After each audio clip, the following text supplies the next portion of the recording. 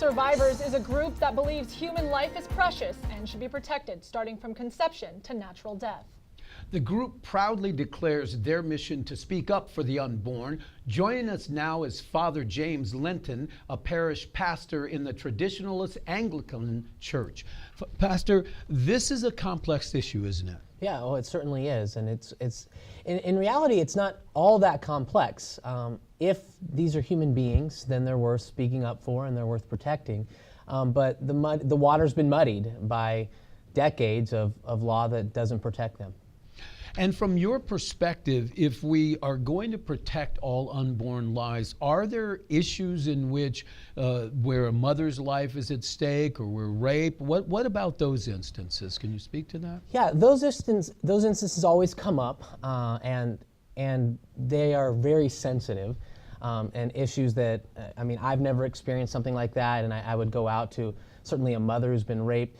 It's important whenever we talk about those to realize we're talking about less than 1% of the cases of abortion. So often those instances are cited, but they're cited so that they can be kind of smoke screens or guilt people into not supporting the unborn. Ultimately, I don't believe there should be any exceptions for rape, but it always comes down to who are these people? Who or what dies in an abortion? We don't kill people for the sins of their parents. Certainly life and health of the mother, we would want to have discussions about that. But ultimately, all we're asking is that we recognize there's two human beings at stake when the life of the mother's at risk. There's the baby in the womb and the mother, and that the medical community should be looking at both those patients. You have two patients, not one. Now tell us a little bit about the work that you do. We read an article that you stand outside the clinics and offer prayer with these women. Yes, so ever since I started getting involved in this actually 2 years ago, and began every Friday going to Planned Parenthood in San Bernardino. That's their surgical abortion day. So I stand there and I offer help to the women.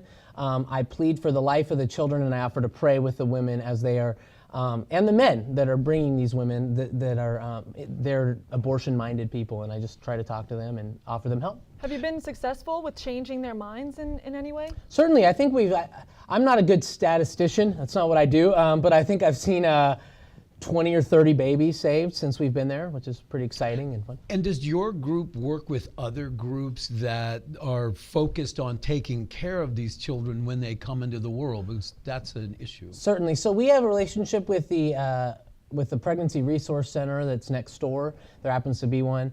We can connect people that way, so we offer help that way.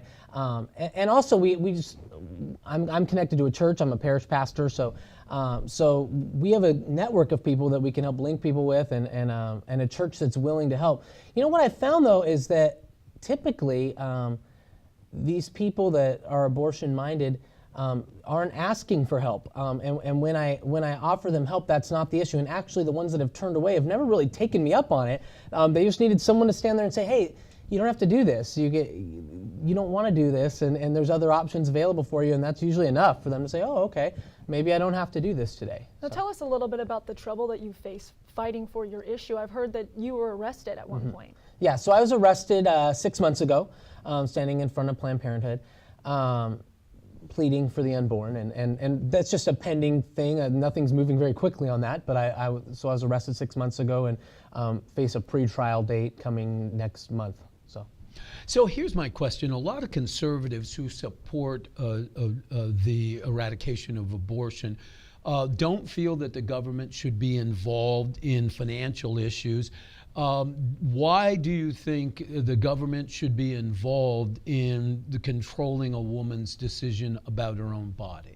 Okay, that's a good question. And the government's role, and I'm not a guy that has strong political bents in a lot of different ways. I wouldn't be like consistently conservative on the political spectrum.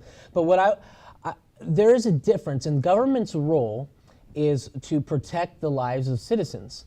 So someone might say, hey, I'm not for the government getting involved in righting every wrong in society, but there's a group of people, the unborn, and they're being targeted and killed. If we believe that these are human beings in the womb, abortion is the leading cause of death by far in our nation. And we have a government whose role is to serve and protect their people. And we have a Constitution that's meant to protect all people's right to life, liberty, and the pursuit of happiness. And so this is one of those unique issues where we would say, yes, the government should get involved to protect the lives of human beings that are systematically dehumanized and killed. Well, it's a complex issue and one that there'll be lots of continuing debate about, don't you think? Absolutely. Yeah. We want to thank you so much. And how do people get in touch with you? Yeah. So I'm affiliated with Survivors of the Abortion Holocaust. You can get in touch with them at survivors.la. I'm a parish priest at Christ Church in Yucaipa. You can find us at christchurchweb.org. So. Thank you so much. All right. Thank you for having me. Right. Coming up, if you're a big sci-fi or fantasy fan, you'll want to pay attention. Stick around because CCN's entertainment segment star Jordan Utley tells us which superheroes may be appearing in upcoming blockbusters.